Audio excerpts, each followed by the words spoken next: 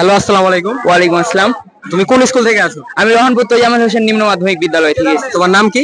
মোহাম্মদ মেহরাব হোসেন প্রত্যয়। তোমরা কি পার্টিসিপেট করেছো এখানে? জি, আমরা পার্টিসিপেট করেছি। আমাদের প্রতিষ্ঠানের নাম হচ্ছে রহনপুর তৈয়ামত হোসেন নিম্ন মাধ্যমিক বিদ্যালয়। আমরা এখানে দেখতে পাচ্ছি অনেক ভিড় লেগে আছে, তো কেন এটা?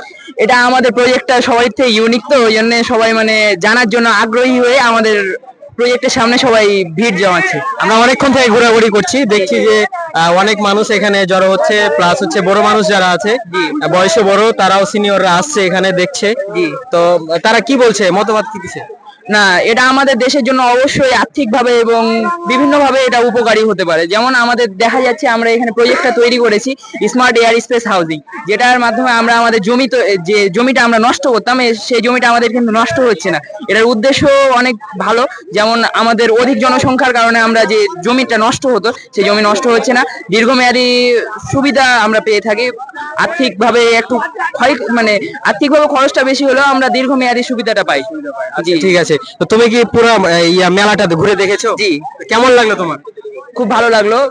আমরা অনেক কিছু শিখতে পেরেছি, আবার অনেক কিছু জানতেও পেরেছি যেগুলো আমাদের অজানা ছিল, আবার জানাতেও পেরেছি যেগুলো ওদের জানা ছিল না। আচ্ছা, আমাদের যদি আমরা যে প্রকল্পগুলো করেছি সেগুলো যদি হালকা করে একটু দেখতো সরকার, বা বাস্তবায়নের জন্য আমাদের কিছু আর্থিক অনুদান দিত, বা এগুলা ভালোভাবে দেখতো যাকে বলে, সেক্ষেত্রে আমাদের হয়তো বা প্রকল্পগুলো আরো ভালোভাবে আমরা বাস্তবায়ন করতে পারতাম, মানুষজনকে দেখাতে পারতাম। এটা যদি ভিজুয়ালাইজেশনের মাধ্যমে বিভিন্ন ধরনের 3D প্রজেক্টরের মাধ্যমে যদি দেখাই সবগুলো প্রজেক্ট, তাহলে আমাদের কাছে মনে হয় যে আরো ভালো হবে।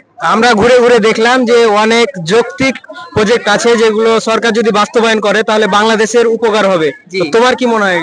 অবশ্যই, কেন উপকার হবে না? যেহেতু আমরাই আগামীর ভবিষ্যৎ।